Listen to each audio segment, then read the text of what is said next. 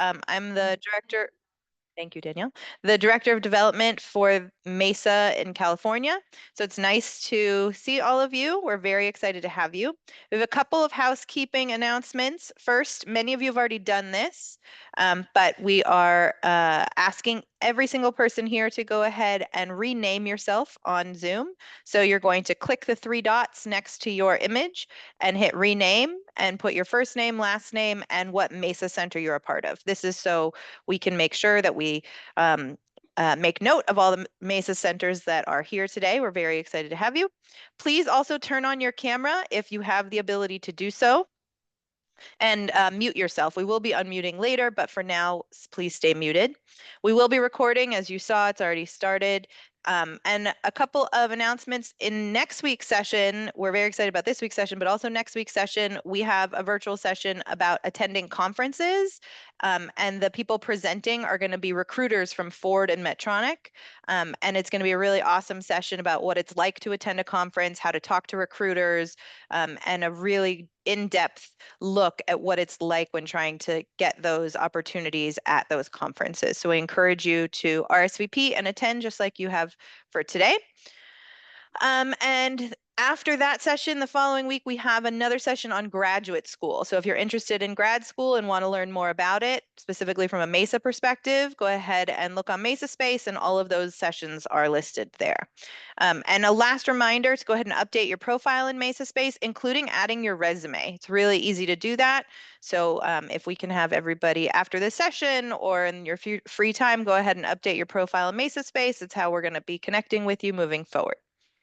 Okay, and we are ready to get started. So with that, I'm excited that you guys are all here today to learn about internships.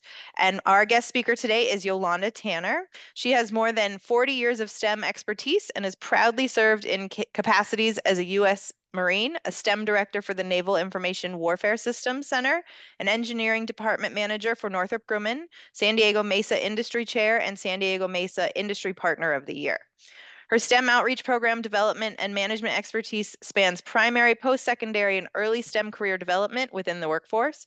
And in working with partners from the government, industry, and academic sectors, her STEM approaches are research-informed and incorporate 21st century workforce skills.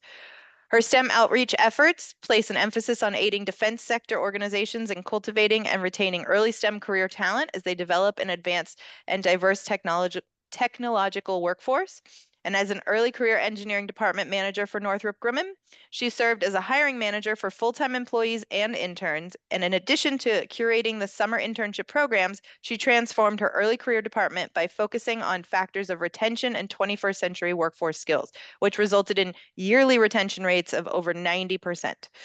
Currently, Yolanda is quasi-retired. And now I'm going to pass it over to Yolanda. All right. Can you guys hear me? Yes. Okay. And of course, I dropped my pen. Hold on. All right. Thanks, everybody, for joining today. And thanks for taking time out of your schedule and your day.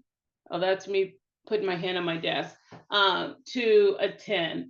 So I really appreciate this opportunity. I've been in the MESA family for over a decade. And whether I am working or retired, whenever MESA calls up, I try to answer the call. So, but I want to give you guys the credit for showing up today. I really appreciate it as you take ownership of your futures. So with that, we're going to get started. As I go through this, I will be asking all of you questions throughout this discussion, because I do think it's a discussion.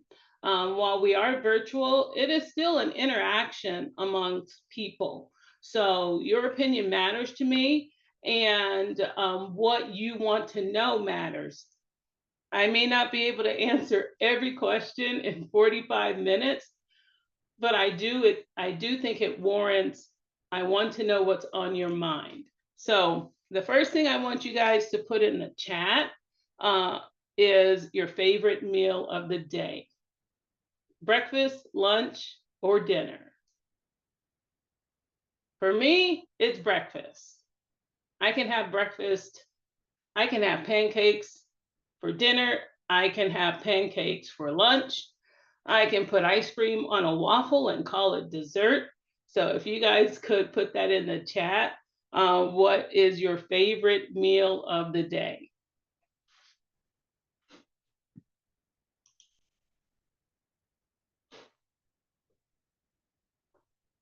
It's kind of a mix. Oh, I think breakfast is oh, this is, you guys are more lunch and dinner. Okay. Okay. Yeah. Looks like dinner is taking the lead there. Okay. Dinner. I like the dinner.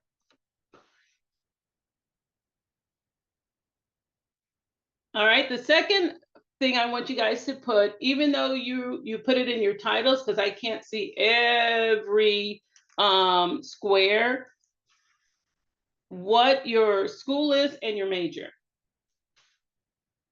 If you can put that in the chat. Computer engineering, go Aztecs. Okay. Computer science. Okay. So we got some of the Go Gators. CSME Aero.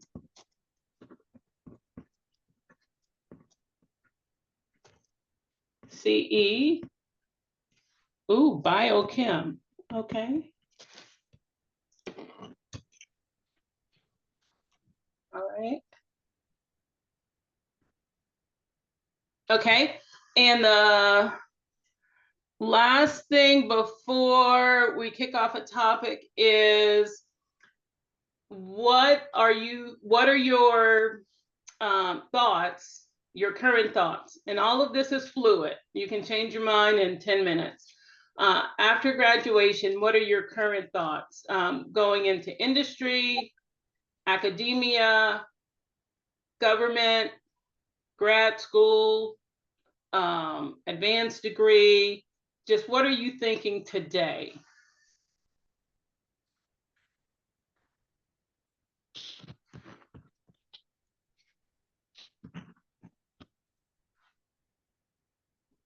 Okay.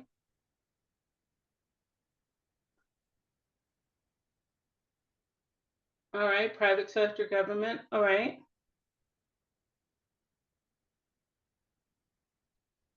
Okay. And I'm going to say, as a mother of an adult son and daughter, I'm just happy that everyone's looking at doing something. So kudos to you guys. So I usually start with something personal. And as I tell people, even if I am interviewing somebody for hire, or if I'm interviewing them for an internship, I will spend maybe 2 minutes asking them about themselves. And I'm asking them about what is not on the paper.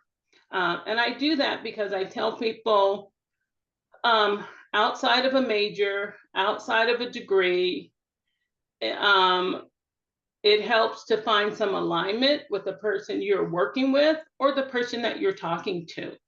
So whether I'm saying to someone from SDSU, go Aztecs, or UC Santa Cruz, go banana slugs, or USC fight on, I'm trying to find a point that we can align on that might help to reduce the tensions in the conversation.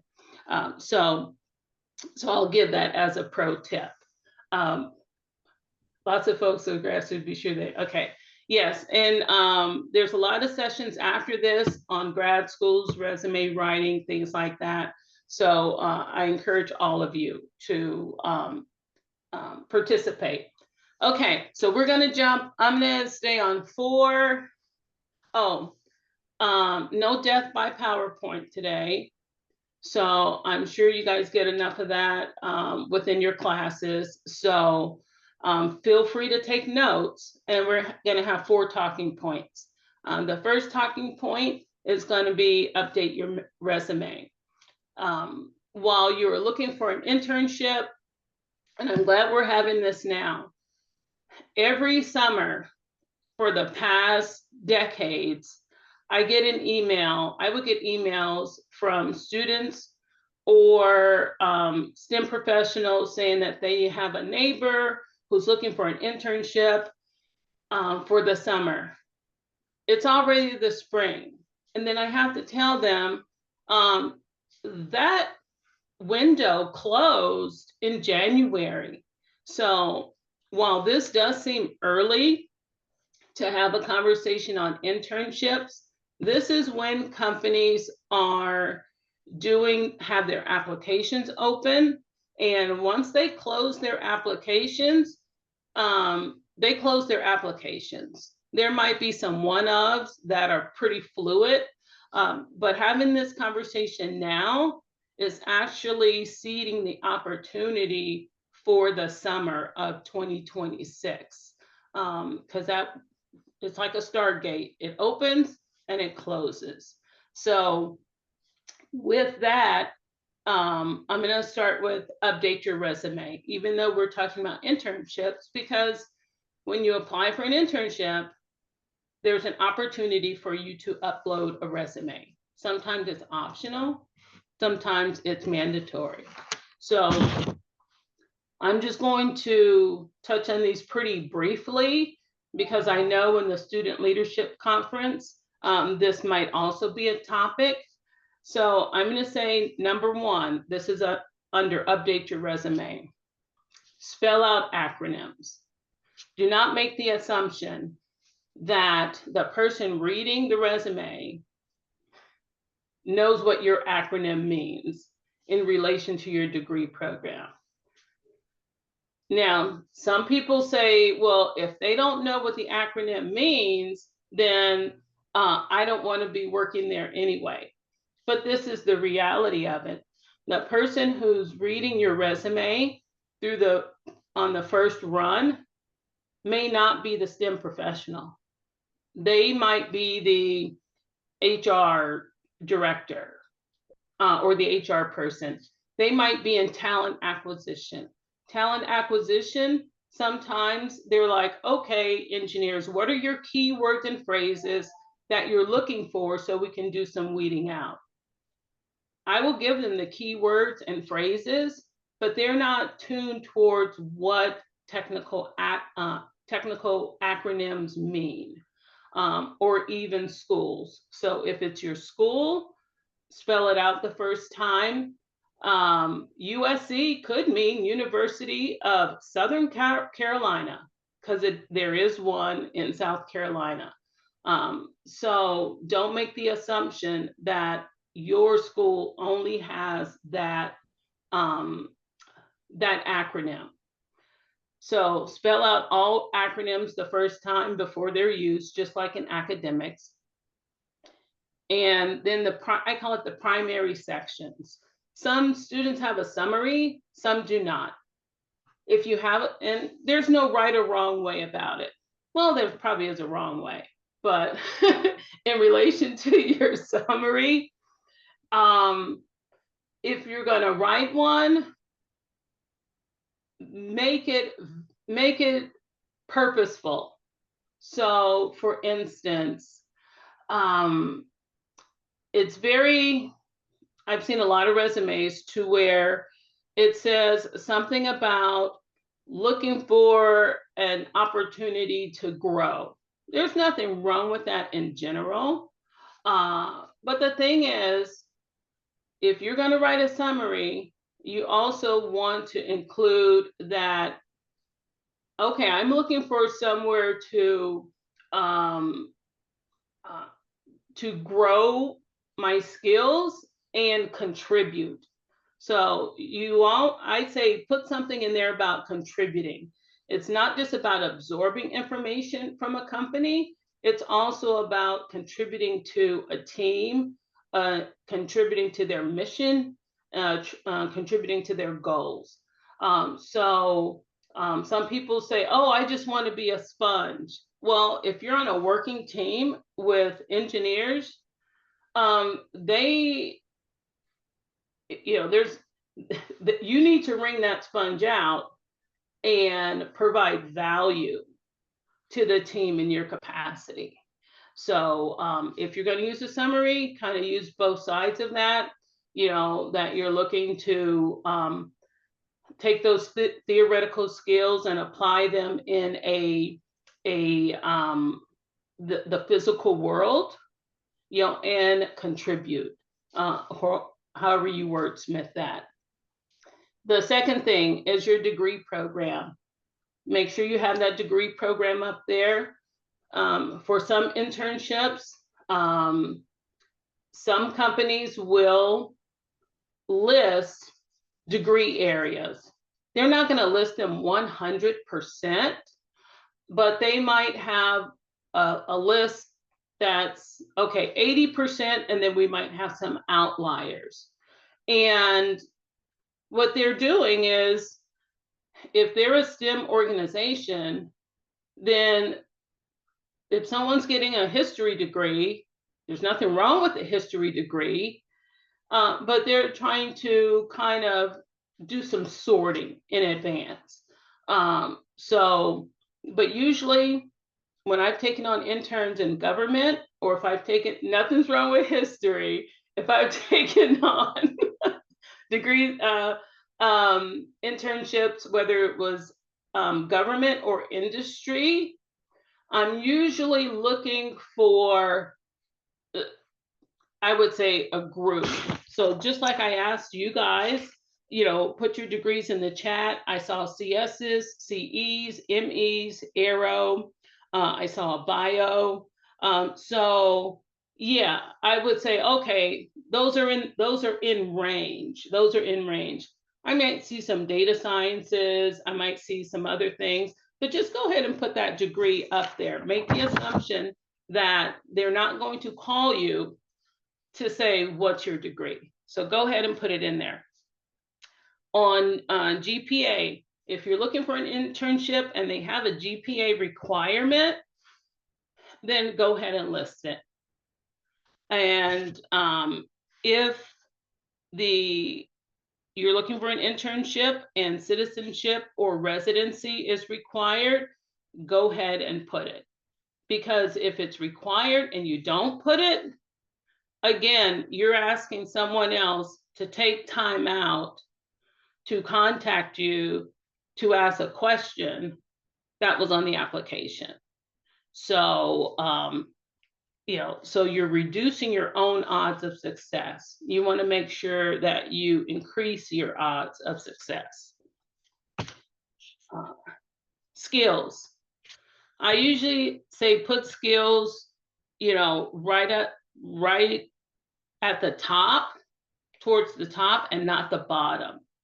So again, if I'm looking to bring on 10, 20, I think the most interns I brought on in one summer was 114. And yes, we looked through every single resume individually to get down to that number.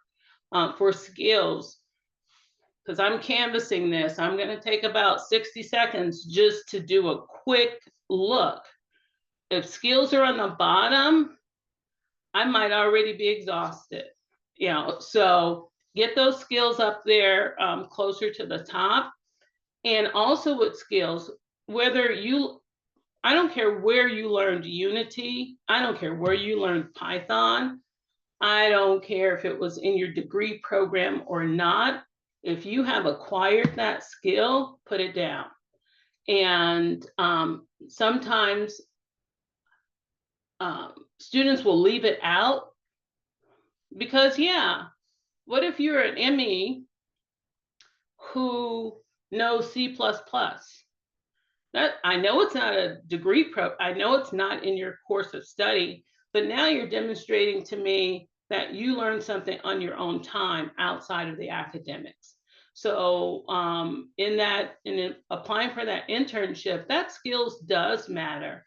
If you are getting a CS degree and you're doing IDEs and you're doing making PCB boards, I know it's not in your course of study.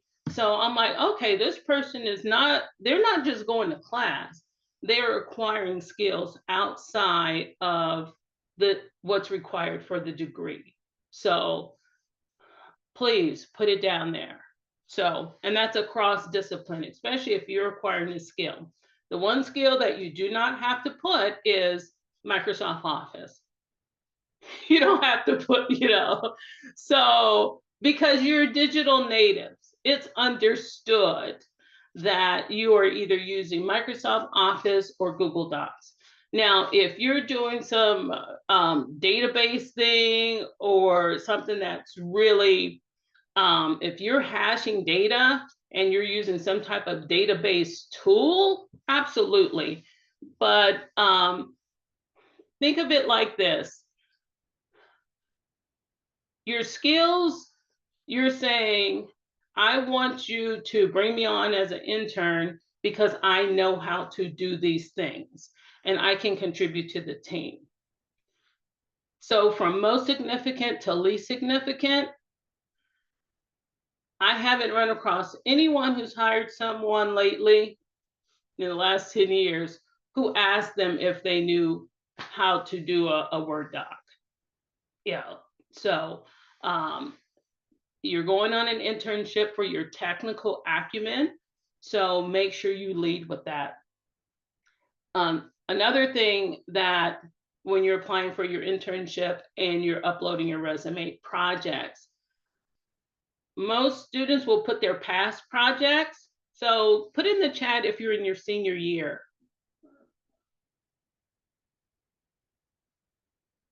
So most people will put in their, and if you have a senior project to do this year, they'll put their past projects, but they won't put their current projects. Your project does not have to be completed.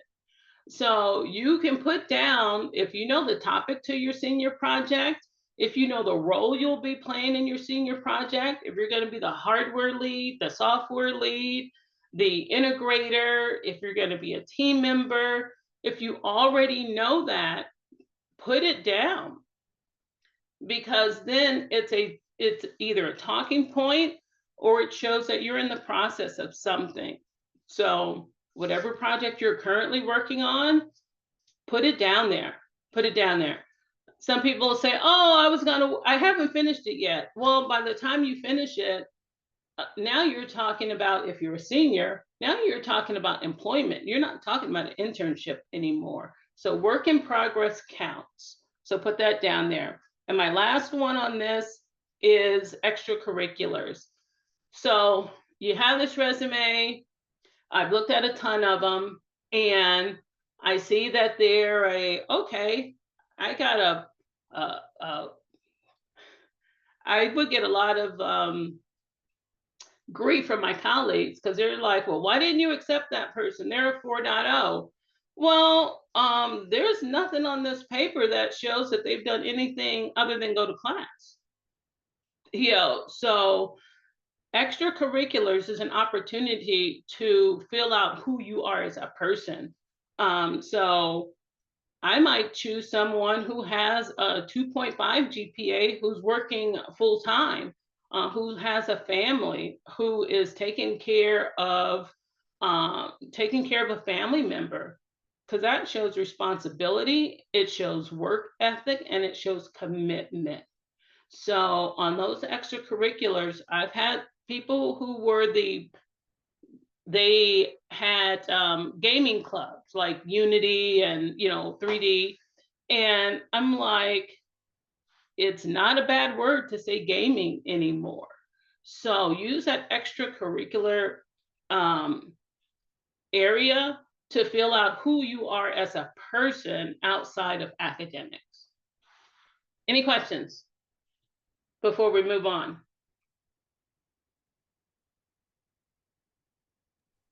Yes, Misha? So I believe if say in classwork you have certain skills like SolidWorks or AutoCAD or MATLAB, that tends to add into the skills, doesn't it, alongside with the classes you've done? Yes, absolutely.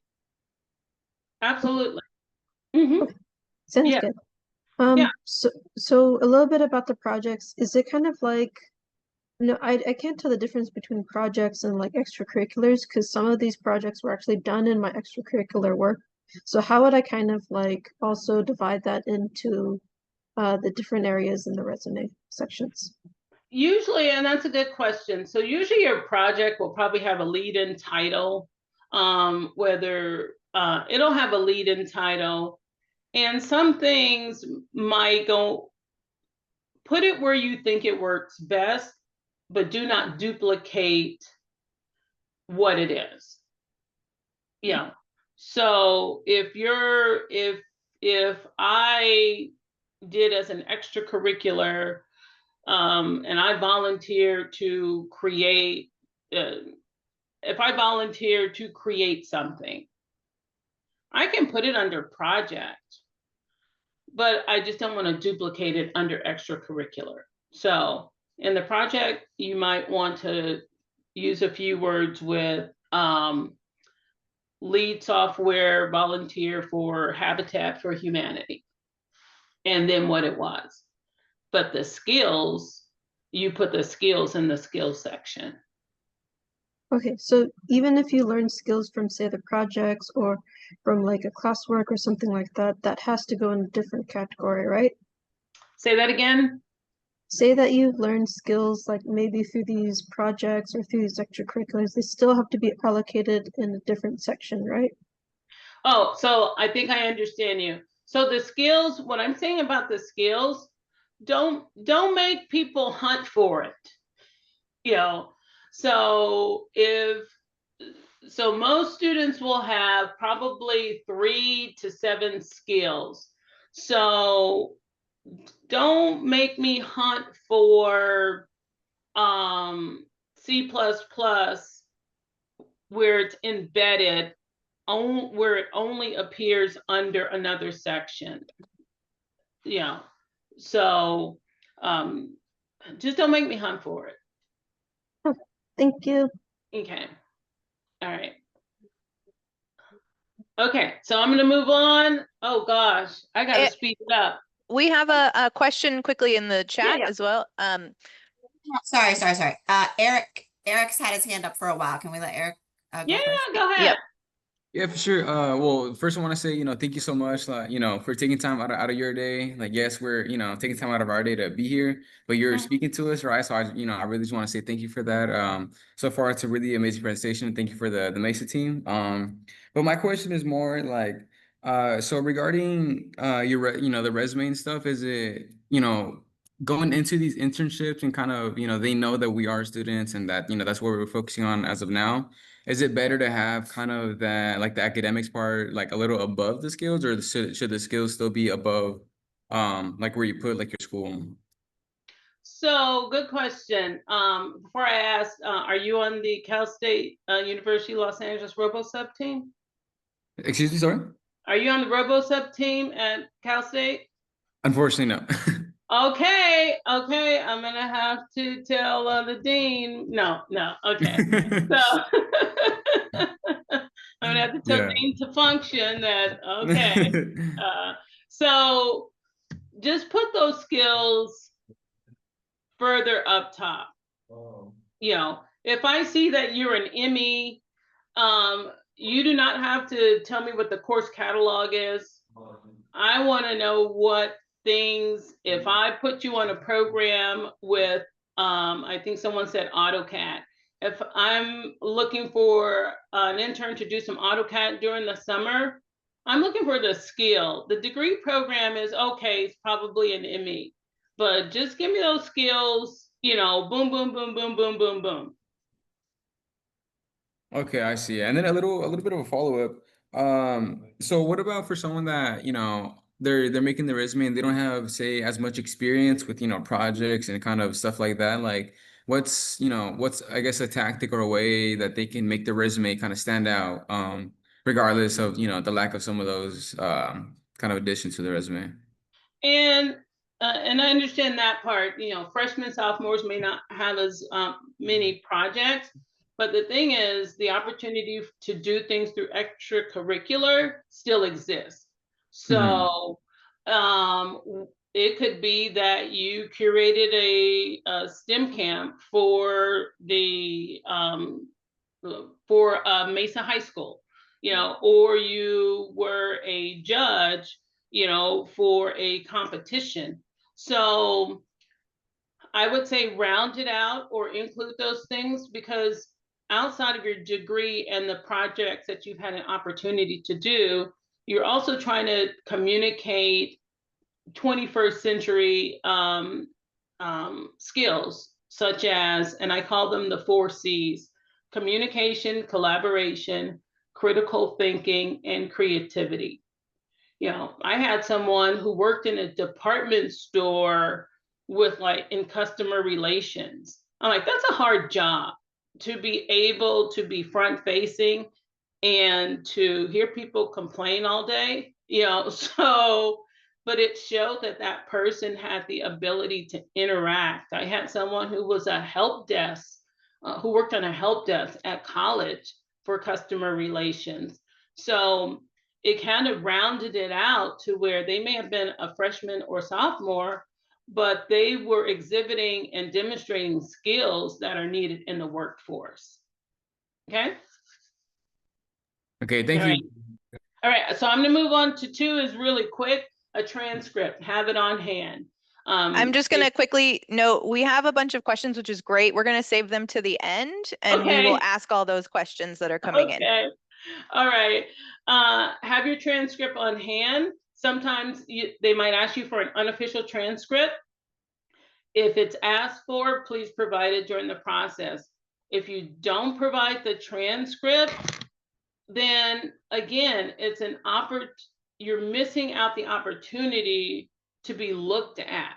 And it's like, well, if a person couldn't do what was required to apply, do we really want to bring them on? So make the assumption that they're not going to call you back to say you didn't upload a document. So have that transcript on hand. If there is, just have it on hand and be ready to provide it. And that will include your classes that are in progress. So don't say, oh, if I get it, then no. Just if they ask for it, give it to them.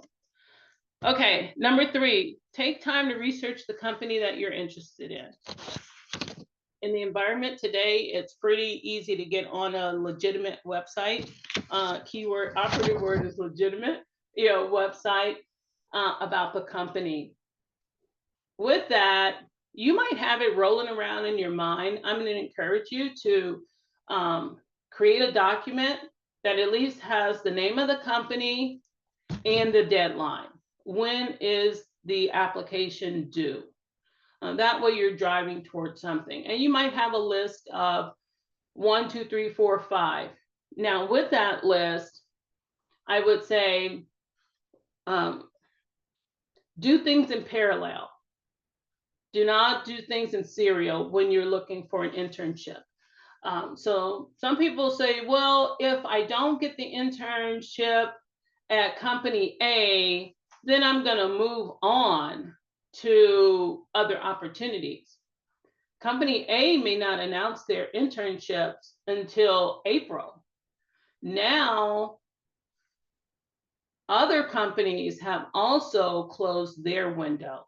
So do things in parallel. Most of you, when you apply for your universities, you probably applied to more than one school. You did it in parallel.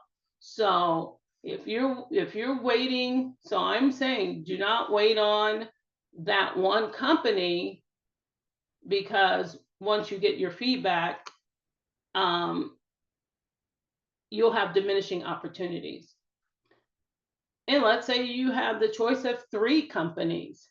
At least now you can down select and decide which one you want to do. So work in parallel, not in serial. But when you're working in parallel, I've seen this also. I'm reading the essay, and they're telling me about how they want to, working at company X has always been their dream job. I'm like, I'm not company X, or I want to get an internship with your company because I want to work with company Z. Or I'm like, make sure you're aligned with the company that you're applying to. I'm not saying that you have to create a new essay for every company, but I am saying if I'm applying to, someone's going to be applying to med school. I saw it in the chat. So if they want to go to med school at UC Davis, they probably don't want to talk about how graduating from UC Medical School has been their dream since they were 10 years old. So it's going to be very off-putting to who's ever reading the resume. So make it match up. Also make it match up to mission. I've read essays from interns, and they're talking about how working in the private sector has always been their dream. I'm like, well, I'm working in a defense organization. It doesn't match. So make sure your story and that you're telling matches and aligns. Or if I'm in aerospace and someone's talking about how they always wanted to work in another sector. So make sure your narrative is aligned with, I worked at Northrop in mission systems in space. So if someone was talking about aircraft, that tells me that they applied for an internship in the mission sector of Northrop, but did not take the time to go to the website to even know that mission systems or the space sector does not work on airplanes. So make sure you're in alignment with the organization that you're applying to, at least down to, what their focus is in that organization. References. Don't assume that you have to be a senior or a grad student to apply. So I say apply, ask the background questions later. So companies may not tell you right off the bat if they have travel stipends. They'll usually tell you if it's paid or unpaid. But sometimes they won't tell you, kind of like the In-N-Out secret menu. Some students will not apply because, well, I can't afford airfare, only to find out that once they were selected that a travel stipend was available. Or, I can only get down there 3 times a week, so I'm not going to apply. Only to find out that maybe their team only worked 4 days a week, maybe they worked 4 days a week, and maybe the team worked remotely. So apply. And then upon acceptance, then you can start asking questions, asking more detailed questions. We do that the same thing when we get jobs. I don't ask every question right off the bat in an interview. Sometimes you ask them later. Okay. So I'm going to move on to number 4 in the interest of time. Oh, one more, references. If you're going to put references on your application for your internship, in advance, talk to that person who you're going to use. So if I was going to use Mindy, I'm going to say, hey, Professor Mindy, I'm considering applying for internships this summer. And then I say the next thing is a lead-in. Hey, based on what you know about me, are there any companies that you think that I might be interested in? Then Professor Mindy gives her opinion, and then I'll come in with the ask. So I'm going to come in with the ask. Man, okay, I'll explore the opportunities that you talked about. I said explore. I didn't say I would apply, right? I'll explore the opportunities that you recommended. And by the way, can I list you as a reference? Professor Mindy says, absolutely. I go, well, can I verify? Can you let me know which email and contact number you would like me to use? You know, that's just a short conversation. And that way it's Professor Mindy, if she gets an email, oh yeah, I remember I talked to Joshua and he told me he was going to apply. I'm glad he's following through. Let me get this done. The flip side of this is some students just wait, don't do it until they don't let that person know. Then that person gets a email from a corporation and they might take action, they might not. They were never forewarned. So we're inundated with email. Let someone know, give them a heads up, and just have a quick conversation. And when I say conversation, I really mean a face-to-face, an eyeball-to-eyeball conversation about that you're looking for opportunities. Okay, I am looking at the clock. And the last one is crafting your application for a specific internship. But I think we kind of talked about that, you know, make sure you know the company, their mission, their focus areas, so that your story of why you're interested about that company and what you have to contribute, again, is in alignment. Okay, those are my four topics. Oh, I'm not over time. Okay. Great job, Yolanda. We have quite a few questions, so I'm going to go in order that they came in, and then if you have additional questions, go ahead and put them in the Q&A or in the chat. We're monitoring both. You can also raise your hand if you want to ask it live. So the first question we have is what are some skills that you can place that aren't programming for someone in sciences? Okay, so whoever that was, give me a little bit more context. So this person was anonymous, but if you want to unmute yourself, you can chat, or you can go ahead and give more context in the Q&A and we can ask that again.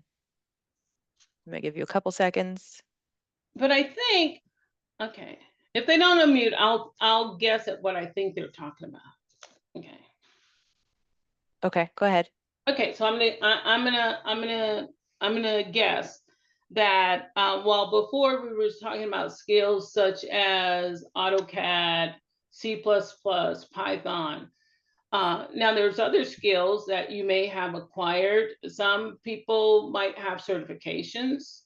If you're doing computer information systems, you might have, your skills might be in routers and switches. It might be computer networking.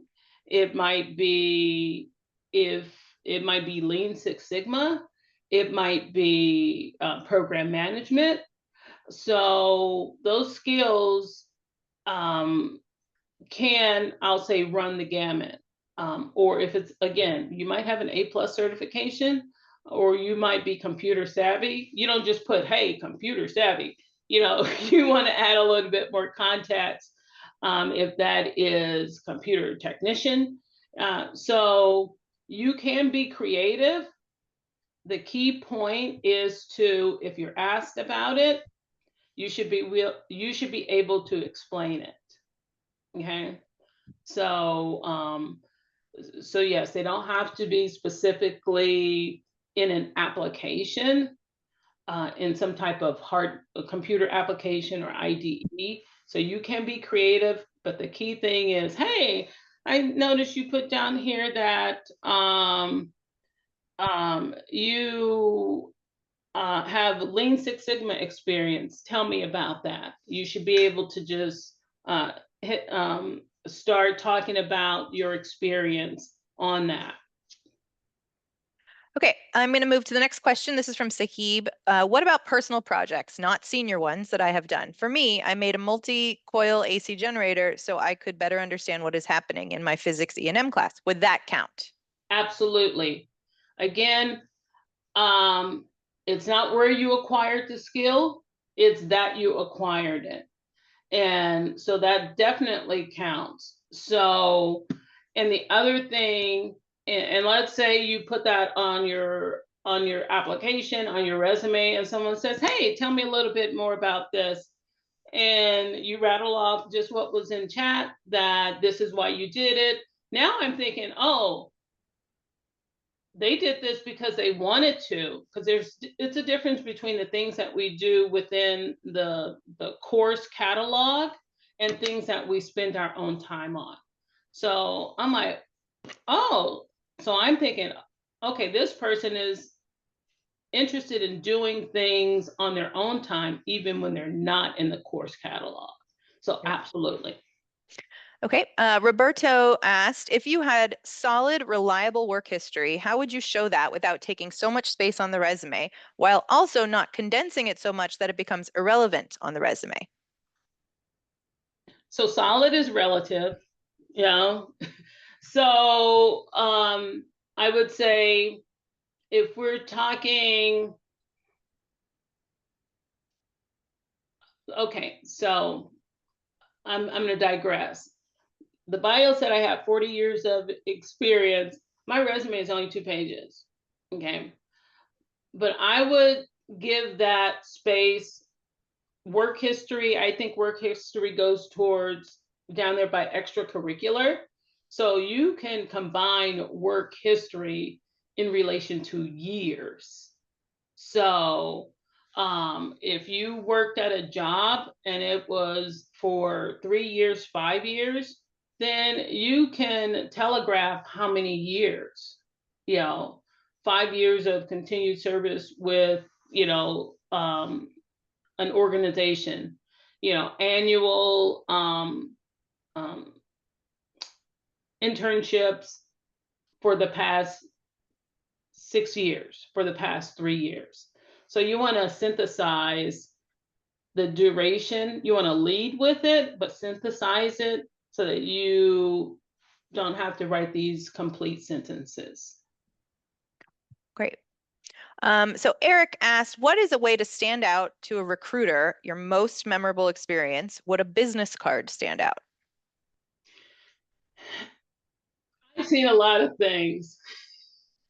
I've seen a lot of things. Okay, I would counter that. If I gave you a business card, don't answer, but think about what you would do with it. Okay. I'm just going to say I have a stack like this on my desk that I never go through. If you're talking to a recruiter, I'm assuming if you're going to give a recruiter a business card, then that is a face-to-face opportunity. What's going to stand out is your communication. That is what's going to stand out. And let's say I'm at a recruiting event and it's John Deere. I know they're in agriculture, but I'm like, I know they got some heavy machinery. I know they're using drones. Before I approach that recruiter, I am going to take a sidebar and do some Googling, about that company. And I might actually look at their job opportunities to see where their gaps are, to where, hey, I know you guys are great in agriculture, and I would love to be able to apply what my ME studies, my SE studies in this area of drone development that you guys are doing. Because I looked at what they have posted for their gaps in their job. So it is the communication that will that might be the determining factor between candidate A and candidate B in a face-to-face. Okay, Kevin asked, how many bullet points should each category have, like honors and awards, projects, and work experience? It's going to depend per person. It is going to depend.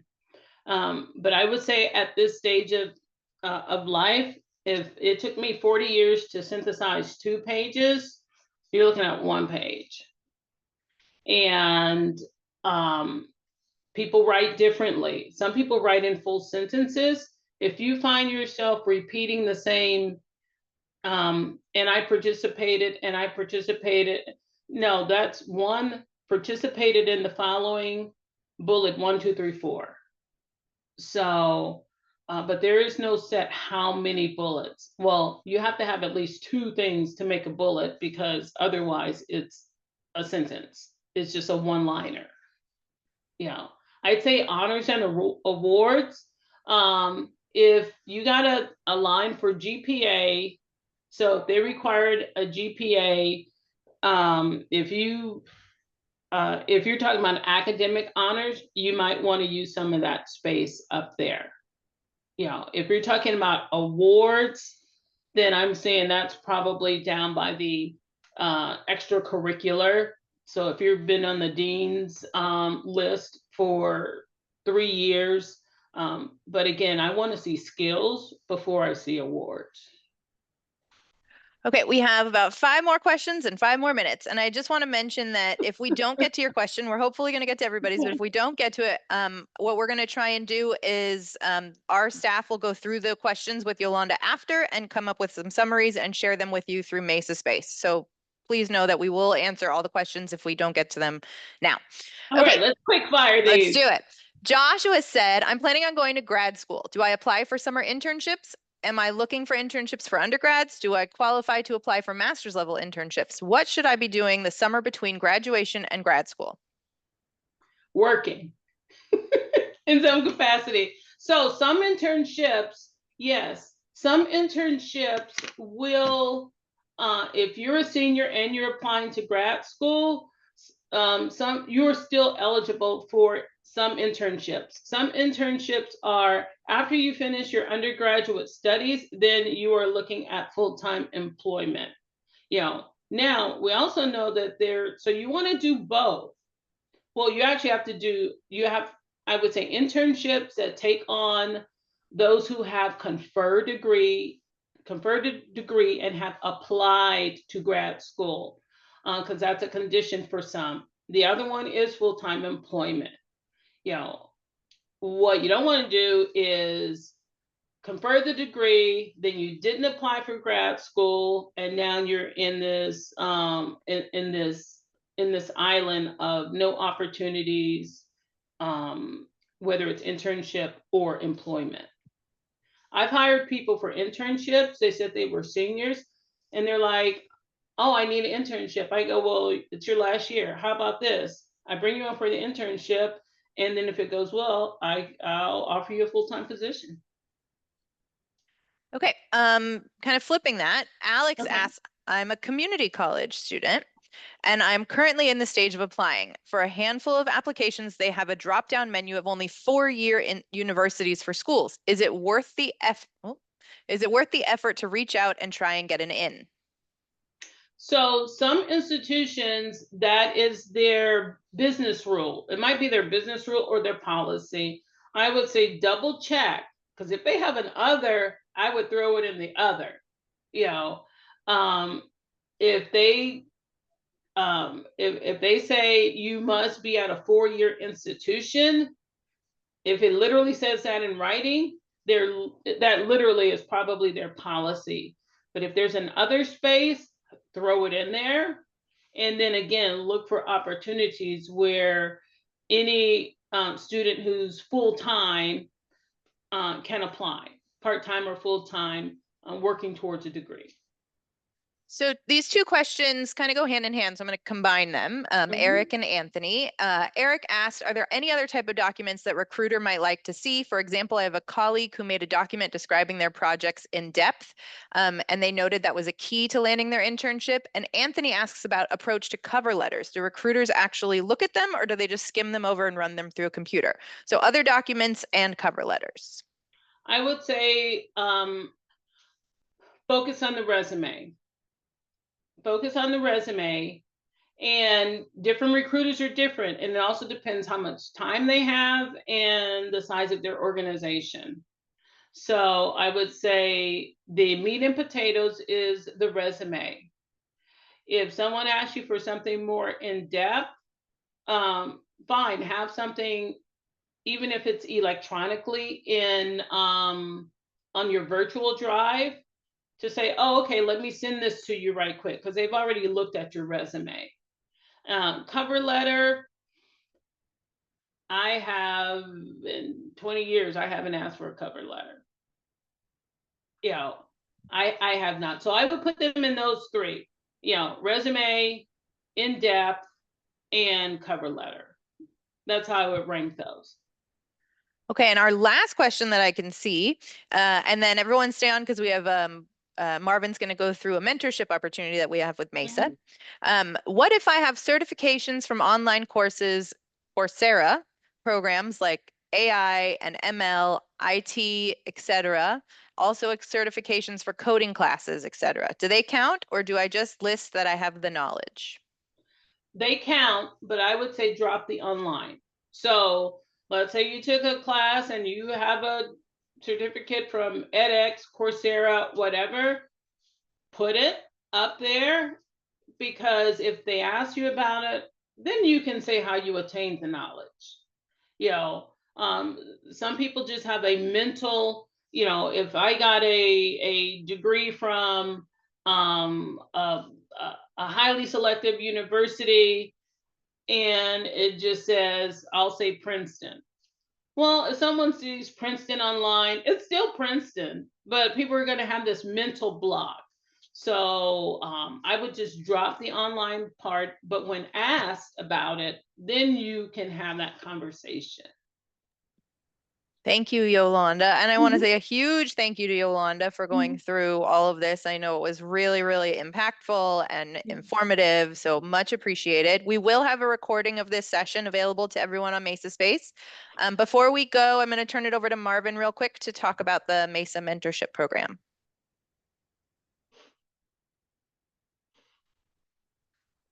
Thank you, Mindy.